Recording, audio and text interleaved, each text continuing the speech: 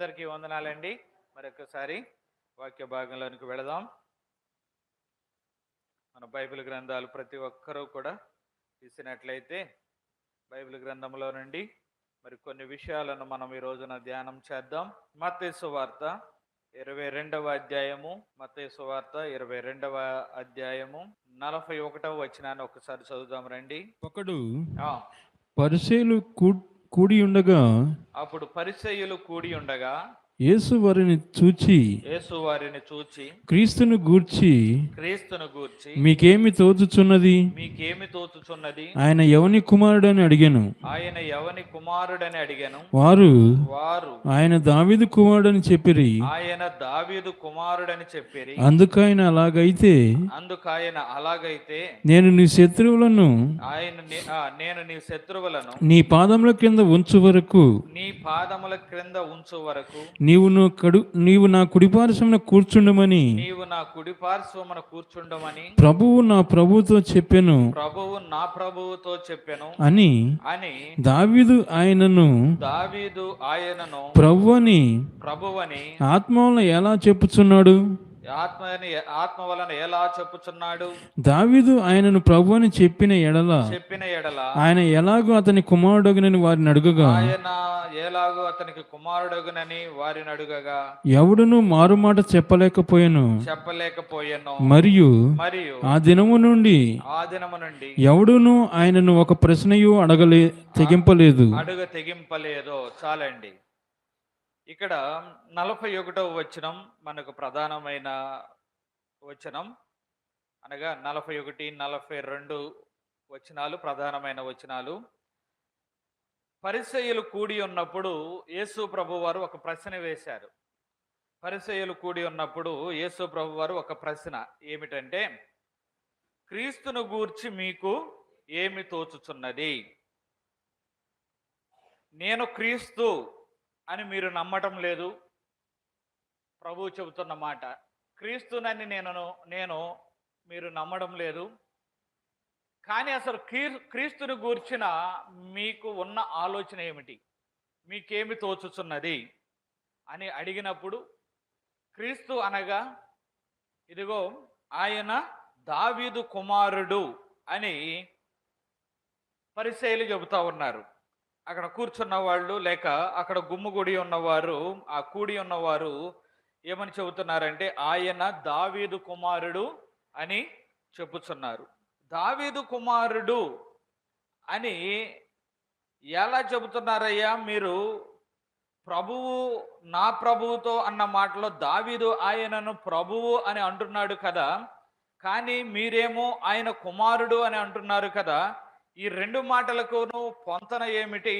ఆయన నిజానికి దావీదు కుమారుడా లేక ప్రభువా అనే విషయాన్ని మీరు గ్రహిస్తున్నారా అని అడిగినప్పుడు, వారు లేఖనములు తెలియని వారు గనుక, అనగా అర్థము చేసుకొనని వారు, లేఖనములు తెలియని వారు కాదు కానీ అర్థము చేసుకొనలేని వారు గనుక వారు ఏమీ కూడా చెప్పలేక మౌనంగా ఉన్నారు. ఇదే మాటకు, ఇదే ప్రశ్నకు జవాబు మనకు రోమీలకు రాసిన పత్రిక 1వ అధ్యాయము 5వ వచనాన్ని ఒకసారి చూసినట్లయితే, రోమీలకు రాసిన పత్రిక 1వ అధ్యాయము 5వ వచనం, అనగా అక్కడ అన్ని కలిపే ఉంటాయిలేండి. మనకు కావలసిన మాట 1 నుండి 2, 7 వరకు కలిసే ఉంటాయి. ఈ 7వ వచనంలో మనం చూసినట్లయితే, నేను చదువుతున్నాను చూడండి. మృతులలో నుండి పైన మనం చూస్తే, యేసు క్రీస్తు శరీరమును బట్టి దావీదు సంతానముగాను మృతులలో నుండి పునరుత్థానుడైనందున పరిశుద్ధమైన ఆత్మను బట్టి దేవుని కుమారుడిగాను ప్రభావముతోను నిరూపింపబడెను. చాలండి. ఇక్కడ మనం చూస్తే ఇందాక వేసిన ప్రశ్నకు అర్థం. ఇందాక వేసిన ప్రశ్న ఏమిటి? యేసుక్రీస్తు వారు దావీదు కుమారుడా, దావీదుకు ప్రభువా? దావీదు కుమారుడా, దావీదుకు ప్రభువా అనే మాట ఆ యొక్క పరిసయ్యులకు వేసినప్పుడు వారు సరిగా సమాధానం చెప్పలేకపోయారు. కానీ రోమీలకు రాసిన పత్రిక ఈ 1వ అధ్యాయము ఇక వచనాలన్నీ కలిసి ఉన్నాయిలేండి. ఈ 7వ వచనంలో ఒక మాటను మనం చూసినట్లయితే, ఇదిగో మనకు ఒక స్పష్టత వస్తుంది. ఏమిటా స్పష్టత అంటే, శరీరముగా ఆయన దావీదు సంతానంలో పుట్టి ఉన్నాడు గాని పునరుత్థానము వలన ఆయన పరిశుద్ధుడైన ఆత్మను బట్టి దేవుని కుమారుడుగా ప్రభావముతో నిరూపింపబడెను. అనగా పునరుత్థానుడైనందున ఆయన పరిశుద్ధాత్మను బట్టి దేవుని కుమారుడుగాను ప్రభావముతో నిరూపింపబడెను. పునరుత్థానము, ఆయన చేసిన పునరుత్థానము వలన, పునరుత్థానము అనగా ఏమిటి? ఆయన లేచుట. గడిచిన వారాల్లో మనము ఈస్టర్ పండుగను జరుపుకున్నాం. ఆయన తిరిగి లేచాడు. ఆయన మృతులలో మరణించి మృతులతో పాటు ఆయన శరీరము కుళ్ళిపోలేదు కానీ, మట్టిలో కలిసిపోలేదు కానీ, ఆయన పునరుత్థానుడైనందువలన ఇదిగో శరీరమునకు ఆయన దావీదు కుమారుడే కానీ ఇదిగో ఆయన తిరిగి లేచుట వలన ఆయన తన ప్రభావమును నిరూపించెను. హల్లెలూయా. ఇక్కడ పరిసయ్యులకు అర్థం కాలేదు. అదే ప్రశ్న మనకు వేస్తే ఏ ప్రశ్న? ఆయన దావీదు కుమారుడా, ప్రభువా అనే ప్రశ్న వేస్తే ఇప్పుడు మనకు రోమిలకు రాసిన పత్రిక 1వ అధ్యాయము ఈ 7వ వచనములో మనకు అర్థమవుతుంది ఏంటంటే, శరీరధారిగా దావీదు వంశములో పుట్టి ఉన్నాడు గాని, దావీదుకు కుమారుడు అని పిలువబడ్డాడు గాని, ఆయన మహా ప్రభావమును నిరూపించుకున్న మహాప్రభు ఆయన. హల్లెలూయా. అనగా ఆయన దేవుడు, దైవ కుమారుడు. ఇదిగో దేవుడు త్రియేక దేవుడు, అనగా త్రియేక దేవునిలో భాగము. ఆయన గొప్పవాడు, అంతేకాక మనలను విడిపించువాడు, రక్షించువాడునై ఉన్నాడు. హల్లెలూయా. ఈ మాట మనకు అర్థమైతే, అందుకనే ఈ మాట అర్థము చేసుకున్న కొంతమంది యేసు ప్రభు వారు వెడుతూ ఉన్న సందర్భంలో దావీదు కుమారుడా మమ్ములను కరుణించుము అంటే వారు అర్థం చేసుకున్నారు. ఏమని? ఈయన దావీదు కుమారుడు అనగా శరీరధారిగా దావీదు సంతానములో ఈయన పుట్టి ఉన్నాడు గాని, ఈయన మహాప్రభువు, మహోన్నతుడు, శక్తివంతుడు, నా యొక్క సమస్యను తీర్చగలిగిన వాడు, నా సమస్యను తీసివేయగలిగిన వాడు, నన్ను స్వస్థపరచగలిగిన వాడు, నా కుటుంబమును బాగు చేయగలిగిన వాడు, మా యొక్క బ్రతుకులు బాగు చేయగలిగిన వాడు అని కొంతమంది అర్థం చేసుకున్నారు. హల్లెలూయా. ఇప్పుడు మనకు ఈ విషయం ఎందుకు ప్రాముఖ్యమైందంటే, లోకం కూడా అనుకుంటుంది, ఏమనుకుంటుందంటే, ఆయన ఒక మనిషి, ఆయన ఒక సాధారణమైన ఒక వ్యక్తి, కాకపోతే ఒక మహానుభావుడు.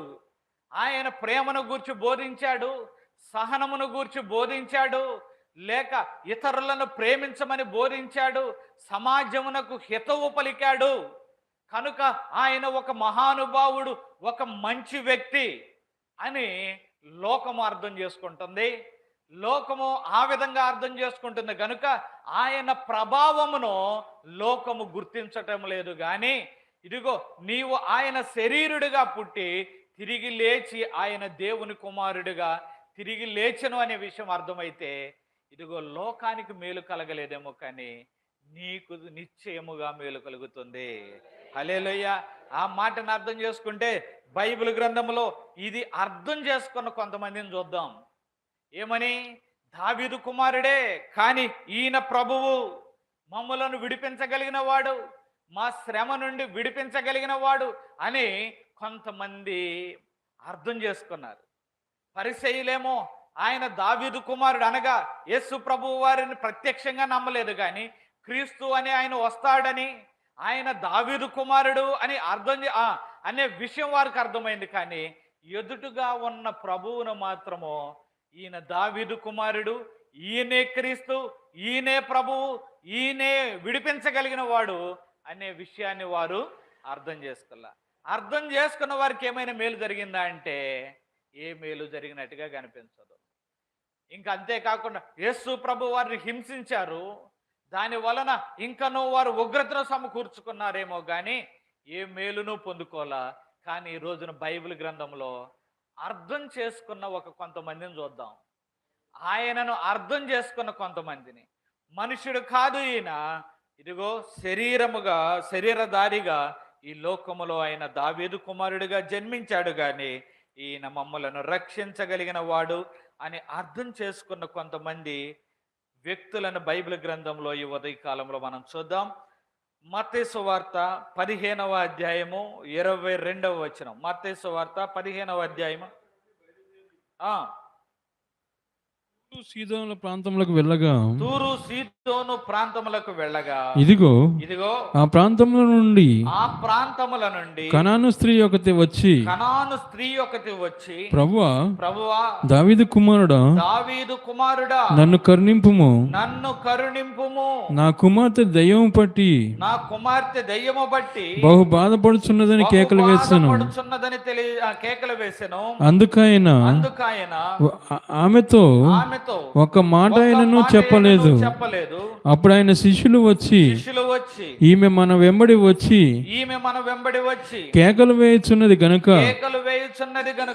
ఈమెను పంపివేయమని ఆయనను వేడుకొనగా ఆయన ఇశ్రాయేలు ఇంటి వారై నశించిన గొర్రెల యొద్దకే కాని మరి ఎవని యొద్దకును నేను పంపబడలేదనెను.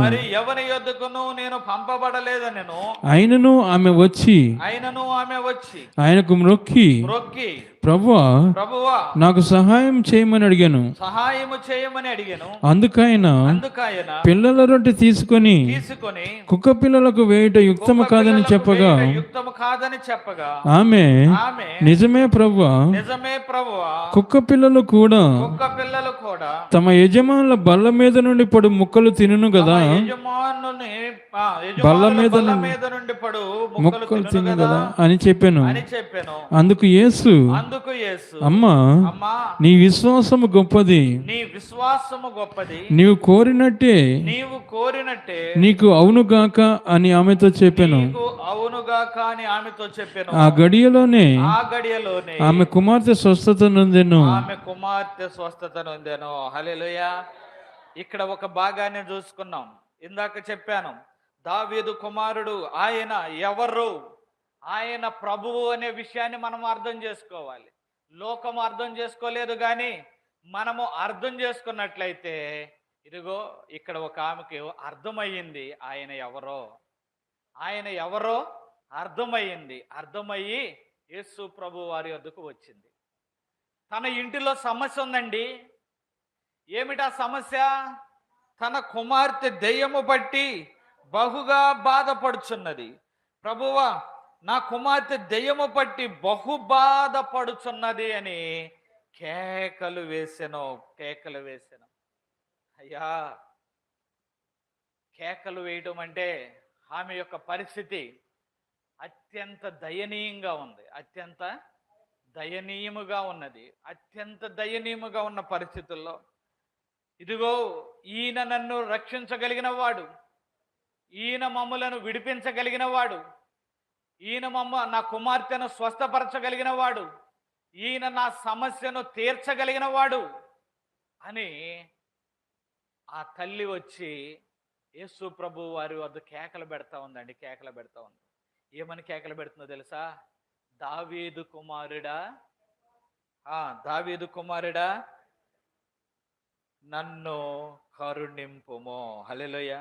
ప్రభువా దావీదు కుమారుడా నన్ను కరుణించుము. ఎంతమంది ప్రార్థన చేస్తున్నాం ఈ ఉదయకాలంలో? ప్రభువా నన్ను కరుణించు, లేక నన్ను కనికరించు. అయ్యా నా పరిస్థితిని బట్టి నన్ను కనికరించు. అయ్యా నన్ను విడిపించు, నా బాధ నుండి నన్ను తొలగించు. నా ఇంటిలో ఉన్న కష్టము, నా ఒంటిలో ఉన్న కష్టము, నా జీవితంలో ఉన్న కష్టము, లేకపోతే నా యొక్క పనిపాట్లలో ఉన్న కష్టము, పనిపాట్లలో ఉన్న బాధ నాయనా ఎవరినో తీర్చలేనిదిగా ఉన్నది నాయన. నన్ను కనికరించు లేక కరుణించుము నాయన. ఆ యొక్క తల్లి అర్థం చేసుకుందండి. ప్రభువు విడిపించగలిగిన వాడని అర్థం చేసుకుంది. వచ్చి నన్ను కరుణించుము నాయన అని ప్రార్థన కాదు, వచ్చి చెవులో గుసగుసలాడట్లా.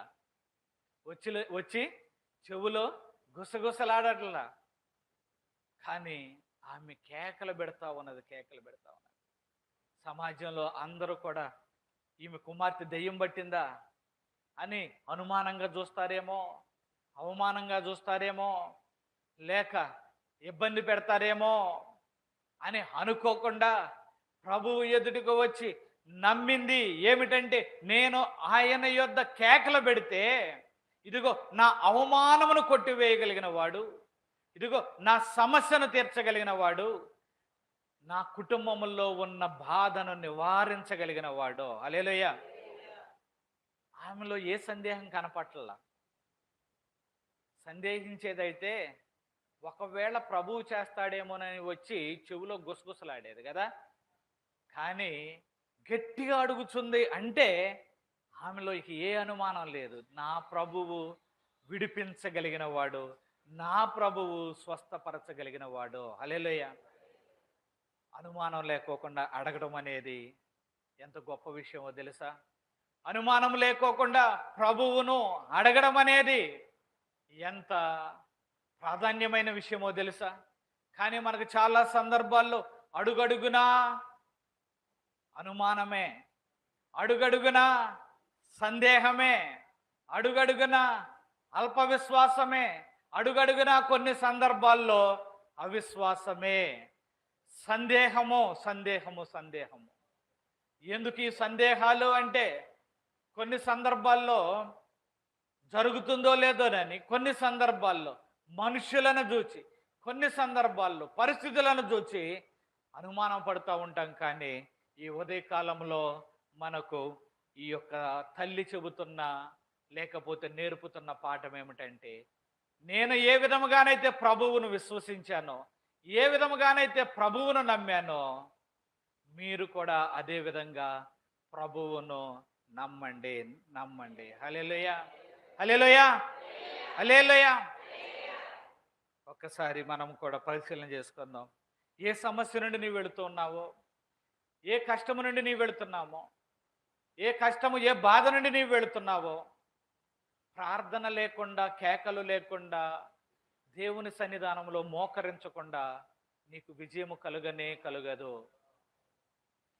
చాలామంది వాక్యమును వింటాం, కానీ చాలా సందర్భాల్లో వాక్యమును చదువుతాము, కానీ అసలైన దానిని మనం మర్చిపోతున్నాం. ఏమిటంటే ప్రార్థించటం. ఈ ప్రార్థన కొదువైపోయి చాలా సందర్భాల్లో ఆశపడతాం, ప్రభువా నా ఈ సమస్యను తీరు, ప్రభు మన యొక్క సమస్యను తీరుస్తాడు అని ఆశపడతాం. కానీ ఎక్కడ లేమంటే ప్రార్థన లేమి వలన ఇదిగో మనం కూడా వెనకబడిపోతున్నాం.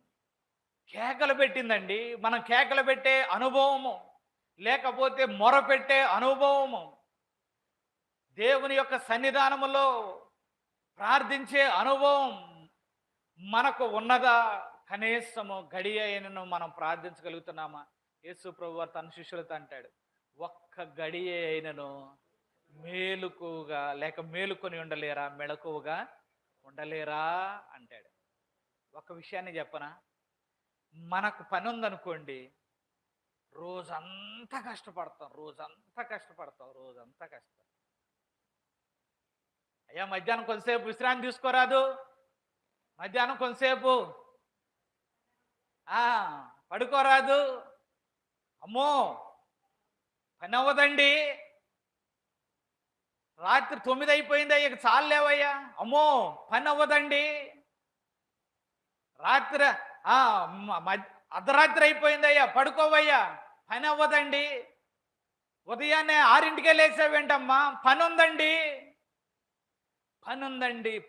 మన పని కోసం ఎన్ని గంటలైనా ఖర్చు పెడతాం, ఎన్ని రోజులైనా ఖర్చు పెడతాం, ఎంత సమయాన్నైనా ఖర్చు పెడతాం, ఎంత ఏమన్నాం మన యొక్క శక్తినైనా ఖర్చు పెడతాం. నీరసం వస్తున్నా, తూలి పడిపోతున్నా, పని అయిపోవాలి, మన పని. కానీ దేవుని యొక్క ప్రార్థన విషయానికి వస్తే, దేవుని యొక్క సన్నిధి విషయానికి వస్తే ఎక్కడ లేని అలసత్వం. లేకపోతే అయ్యా నేను అలసిపోయానయ్యా, అలసిపోతే నీ పనిని మానవే, అలసిపోతే ప్రార్థన మానేస్తావే, అలసిపోతే నీ పనిని మానవే, అలసిపోతే దేవుని సన్నిధిని మానేస్తావే, అలసిపోతే నీ పనిని మానవే, అలసిపోతే దేవుని యొక్క వాక్యాన్ని మర్చిపోతావే. ఇది తగున? ఈ ఉదయకాలంలో ప్రభువు నిన్ను కనికరించాలి అని నువ్వు కోరుకుంటున్నట్లయితే, ప్రభువు నిన్ను కనికరించాలి అని నీవు అనుకుంటున్నట్లయితే, కోరుకుంటున్నట్లయితే, ఆశపడుతున్నట్లయితే, ఇదిగో ఈ యొక్క తల్లి మనకు ఒక పాఠం నేర్పిస్తుంది. ఏమిటో తెలుసా? ప్రభువా నన్ను కరుణించుము అని కేకలు పెడతా ఉంది, కేకలు పెడతా ఉన్నది. హల్లెలూయా. ఆ కేకలు పెట్టిన వానినే దేవుడు చూచాడు. హల్లెలూయా. యేసు ప్రభు వారు శరీరధారిగా ఉన్నప్పుడు కావచ్చు, మనం ఒక ఆలోచన చేస్తే, ఎవరైతే ఆయన దగ్గరకు వచ్చారో, ఎవరైతే ఆయన యొద్దకు వచ్చి కేకలు పెట్టారో, మొరపెట్టారో, ఎవరు ఆయన యొద్దకు వచ్చి సంశయం లేకుండా, సందేహించకుండా, ఇదిగో సమయమును కేటాయించి కేకలు పెట్టారో, వారిని దేవుడు కరుణించాడు. హల్లెలూయా. యేసు ప్రభు వారు శరీరధారిగా ఉన్నప్పుడు ఈ స్వస్థపరచబడిన వారు తప్ప రోగులు లేరా? ఆయన లేపిన వారు తప్ప మరణించిన వారు లేరా? ఉన్నారు. కానీ వీరే ఎందుకు కరుణించబడ్డారు, వీరే ఎందుకు కనికరించబడ్డారు అంటే, దేవుని యొద్దకు రావడం మాత్రమే కాకుండా దేవునిని పాదాలు పట్టుకొని, లేకపోతే ఆయన సన్నిధిలో కేకలు పెట్టారు. హల్లెలూయా. కేకలు పెట్టారు. మనం కూడానండి ఈ మాటలను తేలిగ్గా తీసుకోవద్దు. ఇదిగో ఒక దైవజనునిగా ఈ యొక్క దేవుని యొక్క ఈ యొక్క బలిపీఠము మీద నుండి కూడా మిమ్మలను బ్రతిమలాడుచున్నది, మీకు సవినయముగా తెలియపరుస్తుంది ఏమిటయ్యా అంటే, దేవుని పాదాలు పట్టుకొని మొరపెట్టండి, మొరపెట్టండి, మొరపెట్టండి. మొరపెడితేనే దేవుని కార్యం జరుగుతుంది. మొరపెట్టకుండా నీవు ఎంత ఆశపడినా, ఎంత బాధపడినా దాని వలన వచ్చే ఉపయోగం లేనే లేదు. హల్లెలూయా. అయితే ఈ ఉదయ కాలంలో నీవు ధన్యుడవు, ధన్యురాలవు. ఎందుకు ధన్యుడవు, ధన్యురాలవు అంటున్నానంటే, మొరపెట్టాలి అనే విషయాన్ని పరిశుద్ధాత్మ దేవుడు నీతో తెలియపరుస్తూ ఉన్నాడు. అప్పుడు నీవు జయాన్ని పొందుకుంటావు, ఓటమి నుండి జయాన్ని పొందుకుంటావు, ఓడిపోయిన జీవితము నుండి విజయ జీవితాన్ని పొందుకు ఉంటావు. ఎప్పుడు? ఆయన యొక్క పాదములలో నీవు మొరపెట్టినప్పుడు. ఈ యొక్క స్త్రీని మనం చూసినప్పుడు ఓడిపోయిందండి. ఎవరి చేతిలో ఓడిపోయింది? దెయ్యము చేతిలో ఓడిపోయింది. అంతే కదా. ఆ దెయ్యం వచ్చి తన ఇంటిలోనే తిష్ట వేసింది. తను ఎంతో ప్రేమించిన ఆ కుమార్తెనే పట్టుకుంది. ఇప్పుడు ఆ కుటుంబము ఓటమి అంచుల్లో ఉన్నది. ఎంత ప్రేమించిందో ఆ కుమార్తెను, ఎంత ఇష్టపడి ప్రేమించిందో, కానీ ఇప్పుడు తన యొక్క కుటుంబము ఓడిపోయిన పరిస్థితుల్లో ఉన్నది. ఓడిపోయిన పరిస్థితులలో జయమును అనుగ్రహించగలిగిన ప్రభువు యొద్దకు వచ్చింది. హల్లెలూయా. ప్రభువు యొద్దకు వచ్చినప్పుడు ఆమె అడుగుచున్నది, ప్రభువా నన్ను కరుణించన్నప్పుడు యేసు ప్రభు వారు కొన్ని మాటలు అంటున్నాడు. ఏమీ మాట్లాడలా ఆయన. మొదటిగా ఏమీ మాట్లాడినప్పుడు శిష్యులు అంటున్నారు, ప్రభువా ఈమె ఓ కేకలేస్తుంది, ప్రభువా నీవు మాట్లాడడం లేదు అంటే నీకు ఇష్టం లేదేమో కదా ప్రభువా ఆమెను స్వస్థపరచడం, ఆమెను బాగు చేయడం, అనగా తన కుటుంబమును బాగు చేయడం, తన కుమార్తెను బాగు చేయడం నీకు ఇష్టం లేదేమో కదా ప్రభువా, కనుక దయచేసి ఆమెను పంపివేయుము అని ఆయనను వేడుకొనగా. ఆ కేకలు చూసి శిష్యులు కూడా వేడుకుంటున్నారండి.